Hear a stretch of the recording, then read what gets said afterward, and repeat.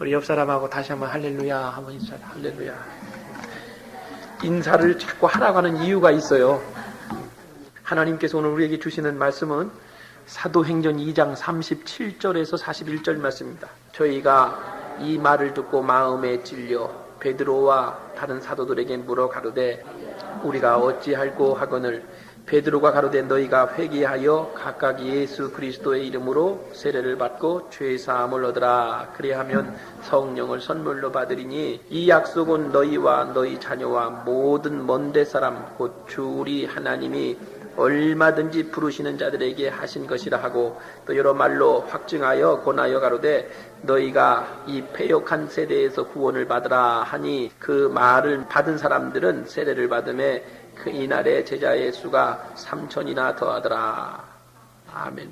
제가 말씀의 제목을 하나님의 백성의 조건이다. 여러분들이 교인을 하나의 처치 멤버로 생각하지 마시고 하나님의 백성이 되는 조건 이해를 하시면 이해가 빠를 것입니다. 우리들이 하나님의 백성이 되기 위해서 굳이 이론을 이렇게 정립하자면 우리에게 필요한 것이 무엇인가? 하나님의 백성이 되기 위한 그 조건이 무엇인가? 이 질문하고 가장 합당한 본문이 오늘 조금 전에 읽은 사도행전 2장 37절. 여러분들이 오늘 돌아가시기 전에 꼭 이 말씀을 들으시면서 하나님의 백성이 되기 위한 조건 3가지를 꼭 기억하시기를 주의 이름으로 부탁합니다.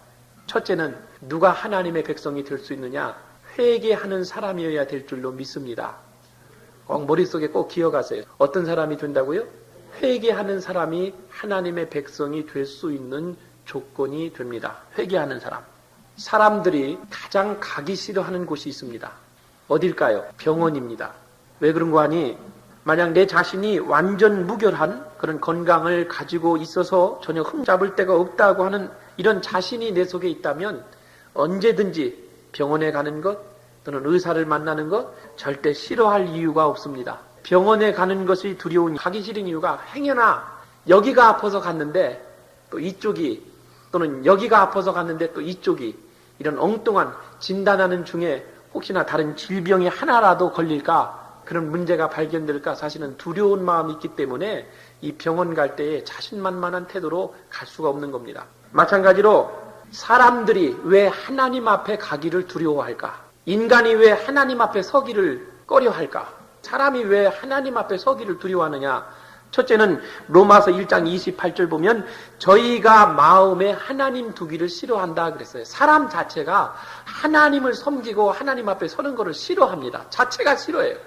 그래서 하나님 앞에 서는 것, 하나님을 예배하는 것, 하나님을 섬기는 것을 싫어합니다. 그 다음에 요한복음 3장 19절 보면 빛이 세상에 왔으되 사람들은 빛보다 어두움을 더 사랑해서 빛 앞에 나오기를 꺼려하느니라 이렇게 나와 있어요. 빛은 예수님이십니다. 하나님이십니다. 그런데 우리는 빛보다도 어두움을 더 좋아합니다. 성경이 말하는 어두움은 죄와 악을 상징하는 것입니다. 그래서 인간은 좋은 일을, 착한 일을, 선한 일을 그쪽보다는 오히려 악하고 시기하고 더럽고 이런 쪽에 사실은 더 많은 관심과 시간을 보내게 됩니다. 그러니까 사람들이 한마디로 왜 하나님 앞에 나서기를 두려워하느냐, 왜 겁을 내느냐, 그것은 내가 하나님 앞에서 완전한 인간이라고 생각하면, 죄 없다고 생각하면 하나님 앞에 서는 게 그렇게 두려워할 이유가 없습니다. 자신만만합니다. 그런데 여러분이 여러분 자신을 잘 알잖아요. 여러분 자신 속에 얼마나 많은 죄가 있는지, 죄질이 얼마나 나쁜 사람인지 여러분 자신은 잘 알 거예요. 한번 이 시간 종이 하나를 나눠주고 여러분 아마 있는 죄들을 다 적으라면 한 장 가지고 부족할 거예요. 그만큼 더러운 죄질이 우리 속에 있습니다. 드러나지 않았을 뿐이지 하나님 앞에 우리는 엄청난 죄를 갖고 있어요. 이 죄가 많기 때문에 하나님 앞에 서기가 두려운 거예요. 뭐와 같으냐면 여러분 집에 다 카페트가 깔려 있잖아요. 그런데 이 날씨가 이렇게 우중충하고 햇볕이 없는 날은요 카페트가 참 좋아요. 그런데 어느 때 참 이렇게 신경이 쓰이냐면 햇빛이 쨍쨍한 날 창문을 열어놓고 여러분 한번 이 카페트 위에서 둥그러면요 그 먼지가 얼마나 많은지 몰라요. 그런 때는요, 좀 마룻바닥으로 좀, 나무로 좀 바꿨으면 좋겠다. 장판으로 이렇게 좀 깔았으면, 그때는 그 마음이 간절합니다. 햇볕이 있을 때에 온갖 더러운 먼지들이 다 들춰나는 거예요. 그럼에도 불구하고, 저와 여러분이 살기 위해서는 하나님을 찾아야 될 줄로 믿습니다. 더 이상 타협할 수가 없는 거예요. 살려면 하나님 찾아야 돼. 별도리 없습니다. 안 찾으면 죽습니다. 죽어요. 하나님만이 저와 여러분을 완전하게, 하나님만이 저와 여러분을 정확하게 진단해 줄 수 있는 분이신 줄로 믿습니다. 하나님만이 저와 여러분이 누구인가를, 내가 누구인가를 가장 정확하게 보실 수 있는 권위자시며 우리의 전능자가 되시는 줄로 믿습니다. 사람이 사람을 올바로 진단할 수 없습니다. 저는 여러분만큼 인생 안 살았지만은 살면 살수록 느끼는 게 역시 사람은 믿을 만한 존재가 못 된다. 사랑할 만한 존재지 믿을 만한 사람은 세상에 아무도 없다. 오늘의 친구가 내일의 적이 됩니다. 사람이 사람을 믿을 수가 없어요. 사람이 사람을 올바로 진단할 수가 없습니다. 요즘에 한국에서 유행되는 단어가 그거래요. 내 마음 나도 몰라. 내 마음 나도 몰라. 여러분이 여러분의 마음을, 저도 목회자이면서도 어떤 때 내 마음 나도 몰라요.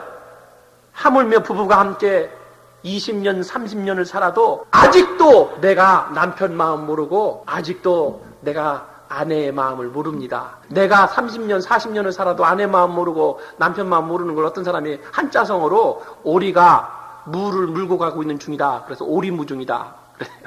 오리무중. 살아도 사람의 마음을 모르는 거예요. 사람의 마음을 알 수가 없어요. 하나님 앞에 나아가니까 하나님이 우리를 딱 진단해 주셔요. 정확한 진단을 해주시는데 다윗 왕이 하나님을 만나고 하나님 앞에 섰을 때에 시편 51편 5절 말씀에 고백한 그 말이 있어요. 내가 죄악 중에 출생했다. 나의 모친이 나를 가졌을 때에 역시 내가 죄 가운데서, 죄 중에, 우리 부모가 나를 죄 중에 잉태했다고 하는 고백이 나옵니다. 왕의 입장에서 그런 고백이 나오는 거예요. 하나님 앞에 섰을 때 내가 죄악 중에 출생했다. 나의 부모가 죄 중에 나를 잉태했다. 이걸 한마디로 줄이면 내가 죄인이라는 사실입니다. 어떤 사람은 이 얘기만 하면 그냥 감정이 팍 상하고 얼굴이 시퍼래지고 되게 기분 나쁘게 생각하고 되게 듣기 싫은 소리. 아니 하나님은 사랑이시다. 우리 죄를 용서하신다. 이런 얘기하면 좋아하세요. 그런데 당신 죄인입니다. 딱 하면요. 밥맛이 하나도. 여러분이 기분이 나빠도 죄인임을 인정하셔야 됩니다. 나를 죄인이라고 진단하신 분이 누굽니까? 누구의 음성이에요? 하나님. 우리의 의사이신 홈닥터이신 하나님께서 우리에게 딱 진단을 내리신 게 너는 죄인이야. 너는 죄인이야. 따라합시다. 하나님. 정말 그렇습니다. 내가 나를 봐도 죄인임이 분명합니다. 한번 이어서 해볼까요? 하나님, 정말 그렇습니다. 내가 나를 봐도 죄인임이 분명합니다. 옆에 사람 보고 당신도 죄인이군요. 죄인이기 때문에 회개해야 됩니다. 회개해야 삽니다. 왜냐하면 성경이 죄의 삭슨, 사망, 죽음이라고 말했기 때문이에요. 죄의 결과는 결국은 꼬림점은 죽음입니다. 의사가 어떤 처방을 내려주면 살기 위해서 무턴애를 쓰시죠. 정확한 시간에 약을 먹고 정확한 시간에 여러분 체크하죠. 살려면은요, 주님이 우리를 죄인이라고 말했기 때문에 회개하지 않으면 여러분 살 수가 없어요. 그러니까 살려면 회개하시기 바랍니다. 하나님의 백성이 되기 위한 첫 번째 통과해야 될 관문은 회개하는 심령이 돼야 천국 백성이 될 수 있는 거예요. 죄인이기 때문에 그래요. 죄인이기 때문에. 죄가 없으면 회개할 이유도 없죠. 그렇잖아요. 죄인이기 때문에 회개해야 돼요. 두 번째 꼭 필요한 게 있는데 믿음입니다. 믿음. 믿음이 있어야 하나님 나라의 백성이 될 수 있는 조건이 주어지는 줄로 믿습니다. 예수님께서 십자가에 달려 죽으셨다가 다시 살아나셔서 오늘도 이 자리에 살아계시고 우리의 구원자가 되신다는 것을 믿는 이 신앙 고백이 바로 믿음입니다. 여러분이 조금 전에 읽은 이 사도행전 2장 말씀에서 베드로 사도가 했던 이 설교는 사람들에게 이 같은 믿음을 더 강하게 심어주고 싶어서 열정적인 설교를 하고 있는 거예요. 믿음이 있어야 하나님 나라의 백성이 될 수 있다는 겁니다. 그렇다면 여러분 어떻게 해야 우리 속에 믿음이 생겨납니까? 믿음이 있어야 하나님 백성이 될 수 있는데 어떻게 해야 우리 속에 믿음이 생겨날 수 있을까요? 어떤 사람은 조용한 데 가서 숲속에 가서 가만히 명상하고 생각했더니 어떤 수염이 허연 할아버지가 나타나셔가지고 야 내가 예수다 나를 믿어라 그래서 자기가 믿음을 갖기 시작했대요. 여러분 믿음이라는 게 그렇게 해서 생기는 게 아니에요. 믿음은 어떻게 해야 생기느냐 그 명확한 해답을 주는 본문이 로마서 10장 17절 말씀이에요. 그러므로 믿음은 들음에서 나며 들음은 그리스도의 말씀으로 말미암느니라. 암송해야 돼요. 로마서 10장 17절 말씀 다시 한번 시작. 믿음은 들음에서 나며 들음은 그리스도의 말씀으로 말미암느니라. 문법 중에 도치법이라는 게 있어요. 도치법. 이 도치법이라는 걸 국어사전에서 보면 그 주어진 내용을 문장의 순서를 완전히 뒤바뀌어가지고 더 힘있게 강조하기 위해서 사용하는 그 문법이 바로 도치법입니다. 여러분 들어보셨나 모르겠어요. 그래서 이 로마서 10장 17절 말씀은 이 도치법에 의해서 사용됩니다. 14절 볼까요? 그런즉 너희가 믿지 아니하는 일을 어찌 믿으리요? 듣지도 못한 일을 어찌 믿으리요? 전파하는 자가 없이 어찌 들으리요? 이게 도치법을 사용한 본문인데 강조하기 위해서 도치법을 사용한 건데 여러분들이 한번 저 뒤에서부터 다시 한번 이 로마서 10장 14절 말씀을 가만히 묵상해 보면 어떤 결과가 나오냐면 전파하는 자가 있을 때에 어떤 변화, 어떤 효과가 일어나냐면 전파하는 자가 있을 때에 어떻게 돼요? 들을 수가 있다 그 얘기죠. 듣지도 못한 일을 어찌 믿으리요? 전파하는 자가 없이 어찌 들으리요? 그러니까 전파하는 자가 있을 때 어떤 일이 일어나냐면 들을 수 있습니다. 또 거슬러 올라가면 우리가 말씀을 들을 때에 어떤 일이 벌어지냐면 믿을 수 있는 겁니다. 그러한 이론이 나오는 거예요. 그래서 이 로마서 10장의 14절의 말씀을 이 자연스럽게 그 결론을 내리자면 이런 결론이 나오는데 우리가 날마다 이 하나님의 말씀을 전파하지 않으면 결국은 믿는 자들이 생기지 않을 것이라고 하는 내용이에요. 전하지 않으면 믿는 자들이 생길 수가 없는 겁니다. 성경은 하나님의 말씀을 듣는 것 외에 우리의 믿음이 생길 수 있는 다른 방법이 있다고 말하고 있지 않습니다. 그래서 오늘 성경에 믿음은 오로지 무엇을 통해서 생긴다고요? 듣는 것을 통해서 믿음이 생기는 줄로 믿습니다. 마귀가 이 사실을 알까요? 모를까요? 여러분보다 더 정확히 알아요. 믿음은 들음에서 생긴다. 마귀가 안단 말이에요. 우리를 유혹합니다. 하나님의 말씀이 들려오지 못하도록 그렇게 우리를 자꾸 유혹해요. 말씀 들으면 큰일 나거든요. 하나님 백성 되거든요. 그러니까 마귀의 본업이 뭐냐면 우리와 하나님 사이를 가까워지지 않도록 자꾸 거리를 멀찍하게 두는 이 작업이 마귀의 본업입니다. 말씀이 첫째는 안 들리게 하는 거예요. 그래서 유혹하는 방법이 첫째는 설교를 하는 목사를 유혹합니다. 똑같은 설교를 해도 설교에는 들리는 설교가 있고 들리지 않는 설교가 있는데 성도들이 설교를 듣지 못하게끔 들리지 않는 설교를 하게끔 만들어요. 복음은 단순한 건데 자꾸 뭐 이상한 말을 해가지고 성도들이 설교를 듣지 못하도록 먼저 말씀을 전하는 목사를 유혹합니다. 두 번째, 성도들을 유혹하는데 예배 시간에 꼬박꼬박 닭병이 걸리게 만들어가지고 졸리게 만드는 거예요. 유혹받지 마세요. 사실은 여러분들을 위로하기 위해서 예배 시간에 조는 사람이 있으면 얼마나 피곤하면 저럴까, 얼마나 힘들으면 저렇게 할까, 월요일부터 토요일까지 얼마나 세상살이에 지쳤을까. 그래서 물론 강단에서 마음으로는 아이고 얼마나 예수님의 품이 편하면 저렇게 잠이 오겠어요. 그러니까 그렇게 여러분 칭찬해주고 조르십시오. 조라도 교회 오십시오. 여러분 성도들이 조는 거는요, 이거는 사실은 육신이 피곤해서 조는 게 아니에요. 가만히 보면 육신이 피곤해서 조는 게 아니라 이 성도가 존다고 하는 것은 영적인 문제일 가능성이 큽니다. 영적으로 졸음마귀가 와가지고 졸게 만드는 거예요. 아무리 피곤해도요, 여러분들이 영이 살아있으면요, 졸질 않습니다. 마귀가 그렇게 하는 거예요. 자꾸 졸게끔. 따라합시다. 졸음마귀야, 떠나갈지어다. 피곤해서 조는 게 아니에요. 그 마귀가 세게 붙잡는 사람이 조는 거예요. 옆 사람 한번 보세요. 이 졸린 눈인가 아닌가. 첫째는 믿음은 들음에서 난다. 두 번째 이치, 믿음은 하나님이 주시는 것이다. 하나님이 주셔야만 믿음을 가질 수 있는 겁니다. 여러분이 스스로 터득해서 되는 게 아니에요. 그 대표적인 말씀이 에베소서 2장 8절 말씀인데 여러분 들으세요. 여기 뭐라고 되어 있냐면 너희가 그 은혜를 인하여 믿음으로 말미암아 구원을 얻었나니 이것이 너희에게서 난 것이 아니요 하나님의 선물이라 그랬어요. 내가 믿고 싶어서 믿은 게 아니에요. 오늘 내가 이 자리에 하나님 앞에 나와서 예배드려서 이렇게 찬송 부르고 예배할 수 있는 것은 여러분들이 결심을 잘해서 그렇게 믿음이 좋아서 나온 게 아니라 누군가가 나를 밀어줘가지고 누가 나를 도와가지고 누구의 도움으로 오늘 우리가 믿음을 갖게 됐고 그리고 하나님의 백성이 된 줄로 믿습니다. 하나님께서 저와 여러분의 마음을 조금씩 이렇게 열어주셔서 믿도록 만들어 주신 거예요. 할렐루야. 우리를 도우시는 그분이 바로 성령 하나님이십니다. 그래서 사람들의 간증을 종종 듣다 보면은 그런 얘기가 나와요. 아유 목사님, 옛날에는 나는 안 그랬는데 왜 어쩌다가 내가 이렇게 예수 잘 믿게 됐는지 모르겠어요. 나도 모르겠어요. 내가 어쩌다가 이렇게 집사가 됐고 어쩌다가 내가 이렇게 됐는지 나 자신도 모르겠어요. 어쩌다 보니까 이렇게 됐어요. 그거는 어쩌다가 된 게 아니라 성령님께서, 성령 하나님이 그동안 그렇게 도와주신 거예요. 누군가가 나를 도와줬기 때문에 내가 이 자리까지 온 거예요. 할렐루야. 성령 하나님이 도우신 거예요. 그래서 내가 믿어야 되겠다 내 결심 가지고 된 게 아니라 구원은, 믿음은 하나님의 선물이다. 하나님께서 나를 이렇게 믿도록 해주신 거예요. 할렐루야.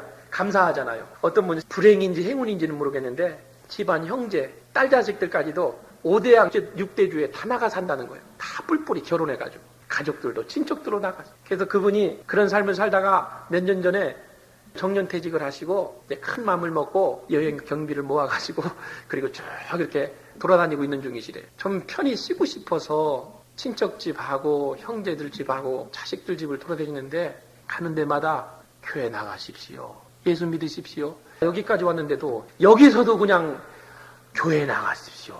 예수 믿으십시오. 그래서 너무 이 소리가 좀 싫어왔는데 너무 듣기 싫어가지고 한국 가려고 한국에 비행기표를 예약해놓고 한국에 있는 딸한테 다음 달에 간다더니 그 딸이 하는 말이 아버지 오시는 건 좋은데 여기 와서 예수 안 믿으려면 오지 마십시오. 그런데 엊그제 밤에 피곤해서 잠을 자려고 누웠는데 낮에 목사님이 신방 와가지고 교회 나오십시오 이 말이 환상해 보여가지고 잠 한숨 못 잤다고. 이거 골치가 아파 죽겠다고, 머리 아파 죽겠다는 거. 목사님 어떻게 해야 내가 이 교회 다니라는 소리에서 벗어날 수가 있습니까? 내가 언제까지 이 소리 들어야 됩니까? 신세 타령하고 계세요. 언제까지 이 소리 들어야 되느냐? 어디 가야 이 소리를 좀 안 들을 수 있느냐? 조금만 있으면 영원히 그 소리 이제 듣고 싶어도 듣지 못할 때가 옵니다. 조금 있으면 잠시 후면 그런 날이 와요. 이제는 영원히 그 소리, 예수 믿으라는 소리 들을 수 없는 날이 옵니다. 그건 왜 그런 거예요? 하나님이 그 영혼을 사랑하시기 때문에 그래요. 이 두드리는 거예요. 사랑하시기 때문에 지옥 가는 것을 원치 않으셔서 가만히 바라만 보고 계실 수가 없어서 자꾸 사람을 붙여주시고 가족들을 통해서 자꾸 교회에 나오십시오, 예수 믿으십시오 그러시는 거예요. 지옥 가는 꼴을 못 보겠으니까. 얼마나 사랑하시는 거예요 하나님께서. 지금 목회자로서 마음에 늘 걸리는 것 중에 하나가 집사님 그 아버님 병원에 자주 찾아뵙지 못하는 것이 늘 마음에 걸려요. 일주일에 2-3번씩 그 아버님 말씀 들으니까 건강했던 분인데 다른 거는 괜찮아요. 뭐 여기 이렇게 해서 뭐 꼬매고 하는 거 이런 거는 괜찮은데 그분이 가장 고통스러워 하시는 게 뭐냐면 피를 걸르는 작업이 굉장히 힘들대요. 일주일에 보통 2-3번 그렇게 하는데 이틀마다 한 번씩 하시는데 그 피를 걸르는 시간이 보통 4시간 내에서 5시간 걸린답니다. 그럼 여러분 상상해 보십시오. 우리 몸속에 있는 피가 참 따뜻하고 뜨거운데 이걸 다 빼놓고 말이죠. 이걸 빼내고 찬 피가 우리 속에 들어갈 때에 이 피를 다 이렇게 걸릴 때에 그게 얼마나 전기선 만진 것처럼 짜릿짜릿하고요. 기분이 참 안 좋은 거예요. 여러분 가끔 이 자동차를 열 때에 전기가 짜릿하게 이게 뭐 정전기가 일어나잖아요. 잠깐도 그런데 이 4-5시간 동안 이 피를 걸러야만 살아갈 수 있는 이 작업을 한다는 게 이게 인간으로서는 참 고통스러운 겁니다. 그 고통이 얼마나 크겠어요. 그 피를 거르는 작업이 그렇게 해야만 생명이 유지될 수 있는 것에 대해 그렇게 안 하면 죽기 때문에 그렇게 해야만 살기 때문에 살기 위해서 애쓰시고 몸부림치시는 그 모습을 생각할 때에 참 가슴이 저려와요. 그렇다면 오늘 나는 그런 작업이 없이도 하나님이 이렇게 오늘 건강하게 걸을 수 있고 활동할 수 있는 이걸 주신 거예요. 하나님이 지금까지 우리에게 건강을 지켜주신 거 이거 사랑의 마음이 아니십니까? 또 하나님께서 그 환경을 통해서 그 역경을 통해서 하나님의 사랑을 또 느끼게 해주시는 그런 방편으로 우리에게 질병을 주시기도 합니다. 여러분 믿음은 들음에서 납니다. 그리고 믿음은 하나님이 주셔야만 가질 수 있는 것입니다. 할렐루야. 마지막으로 믿는다고 하는 것은 단순히 여러분들이 지적인 동의라든지 또는 마음으로 같이 이렇게 긍정하는 정도에서 끝나는 게 믿음이 아닙니다. 흔히들 사람들이 믿음을 얘기할 때 사랑이란 단어와 가장 많이 비교합니다. 사랑. 왜 사랑과 믿음이 같은 의미를 가지고 있냐면 사랑이 진짜 사랑이 되려면 거기에 그 속에 담겨져야 하는 것이 있습니다. 그 사랑이 진실된 사랑이 되려면 그 사랑에 마음이 담겨야 됩니다. 그렇잖아요. 마음이 있어야 그것이 진정한 사랑이 될 수 있는 거예요. 마찬가지로 오늘 여러분들이 하나님 앞에서 이러한 믿음이 진정한 믿음이 되기 원하신다면 성경에서 말하는 진정한 믿음은 여러분들이 자신까지도 여러분 자신을 온전히 하나님께 드리는 것, 위탁하는 그 행위가 있을 때에 이 사랑이, 이 믿음이 진정한 믿음이요 진정한 사랑이 될 수 있는 줄로 믿습니다. 뭐가 따라가야 된다고요? 마음이 따라가야 됩니다. 아, 머릿속으로 그래 예수님은 십자가에 죽으셨고 3일 만에 부활하셨어, 내가 그거 믿어, 나 의심하지 않아, 내가 동의해, 이런 정도로 끝나는 게 아니에요. 거기에 내 마음을 담아서 주님 앞에 온전히 드려야 됩니다. 이것이 따를 때 이 믿음이 진정한 믿음이라는 사실이에요. 이 마음이라고 하는 것은 자기 인격의 전부입니다. 나의 전부를 하나님께 드린다고 하는 거예요. 저는 이 말씀 보면서 오늘날 교회가 이렇게 많고 믿는 사람들이 이렇게 많음에도 불구하고 이 사회의 문제가 줄어들지 않은 것 이유는 뭐냐 하면 사람들이 예수 믿으면서 이것만 살았고 액션만 있지 마음이 따라가주지 않기 때문에, 마음이 없이 신앙생활하기 때문에 교회가 이렇게 문제가 많은 거고 믿는 사람들 사회가 계속 어둠 상태에 방치되어 있는 이유가 거기에 있는 거예요. 마음이 따라주진 않아서 그래요.